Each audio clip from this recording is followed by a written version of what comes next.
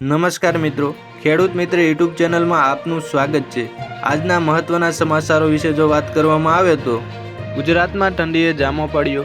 ગુજરાતમાં ઉત્તરથી ઉત્તર પૂર્વના પવનો ફૂંકાવાને કારણે વધી ઠંડી। નલિયા 3.4 ડિગ્રી સાથે સૌથી ઠંડુગાર શહેર અમદાવાદમાં 12 ડિગ્રી તો ગાંધીનગરમાં 9 ડિગ્રી તાપમાન, સુરતમાં 15 અને રાજકોટમાં 7.3 ડિગ્રી તાપમાન નોંધાયું। આજે 4 સ્થળોએ રેકોર્ડ બ્રેક ઠંડી સાથે સિંગલ ડિજિટમાં તાપમાન નોંધાયું હતું।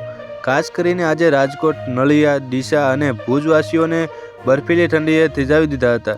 તેમજ આજે અમદાવાદ ખાતે 12.1, અમરેલીમાં 11.7, વડોદરામાં 11.4, ભાવનગરમાં 12.6, દમણમાં 15.4 ડિગ્રી અને દીવમાં 15, દ્વારકામાં 13.8 લઘુત્તમ તાપમાન નોંધાયું હતું।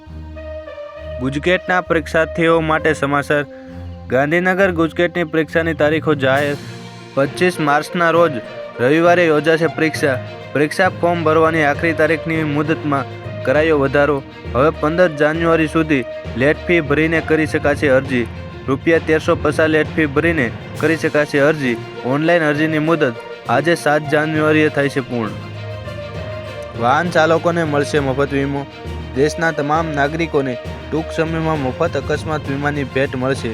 કેન્દ્રીય માર્ગ અને પરિવહન મંત્રી નીતિન ગડકરીએ જાહેરાત કરી કેશલેસ સારવારની સુવિધા અકસ્માત દીઠ પ્રતિ વ્યક્તિ વધુમાં વધુ 1.5 લાખ સુધી ઉપલબ્ધ રહેશે। આ યોજના કોઈપણ કેટેગરીના મોટર વાહનો દ્વારા થતા તમામ માર્ગ અકસ્માતો માટે લાગુ થશે। અકસ્માત વીમાની યોજના ટૂંક સમયમાં લાગુ કરવામાં આવશે।